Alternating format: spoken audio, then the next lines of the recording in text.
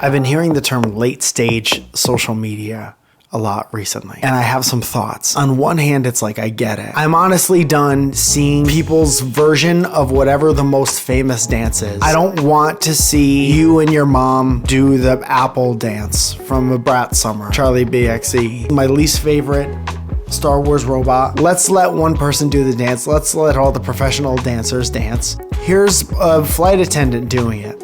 I don't care. Hold. Long press, not interested. By the way, definitely put your shitty version of the Apple dance on TikTok and then make fun of Raygun. That makes perfect sense. People say like content is bad. Also content, just the worst name for it. So boring. Everything is content. This is content. Here's some content here.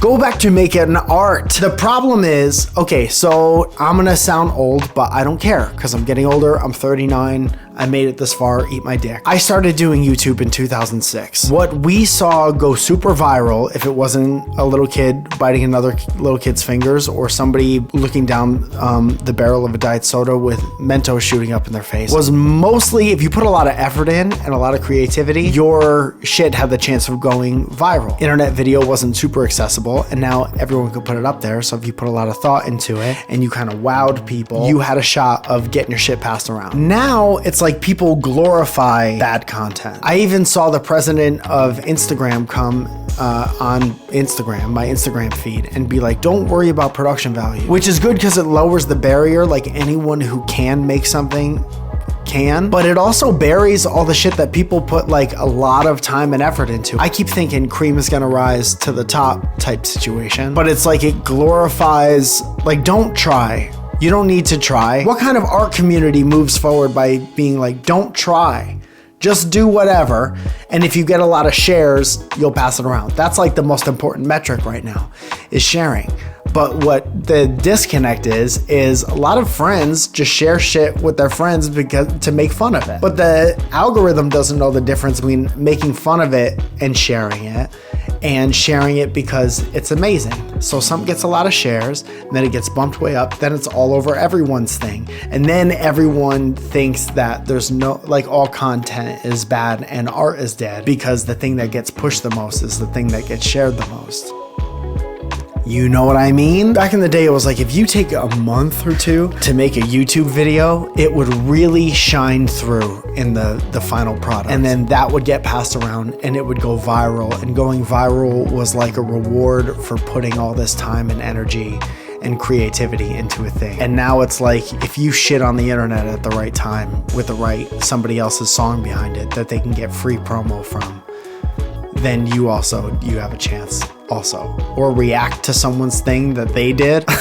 Now it's like we give the illusion of this virality to people who copy everybody else. And that is what it is. Brian Simpson said this once. The great comedian Brian Simpson said that comedy doesn't have an HR department. People might tell you to quit, but you could say, screw you, and keep doing it. Same thing with being an artist. No one's going to tell you to quit. People are going to get discouraged in one way or another, and they take themselves out. And I keep wanting people, even if you're not great, who try really hard. Production value doesn't have to be perfect. If you don't have a lot of money and all you have is a phone and a phone plan, but you make something really creative, you should have the chance to have that seen by everyone. I get sad thinking that everyone is discouraged by the state of content, the current state of content. That's so much.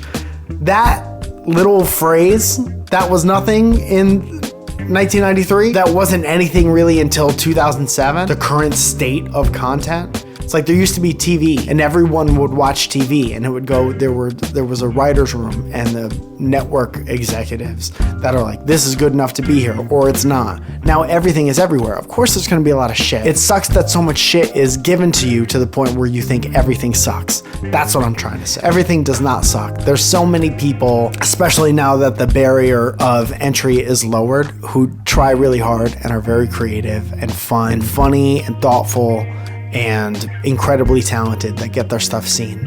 And I just pray for more of that. And I have no pull on the internet, obviously. This was nice. I don't want it to all be sad, but I will leave you with this one story that, I don't know if it's hopeful or sad. Maybe you could tell me in the comments if this is a hopeful Story or sad story? I was at CVS. I was picking up a prescription, not to brag. I got to the automatic doors at the same time as an older woman, and the automatic door opened, and I let her go. I looked at her and I was like, you can go, the door is open.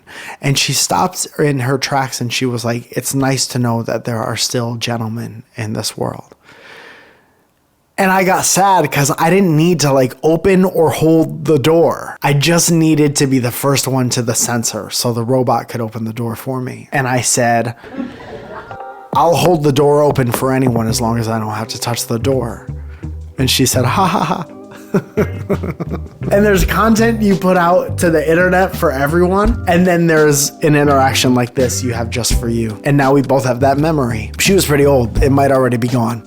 Please come see me live. There's so many cool things happening. I'll be in Brooklyn. I'll be in Boston. I'll be in Tacoma. I'll be in Spokane. I'll be in Cleveland and so much more. I hope that you have a great week. Good morning.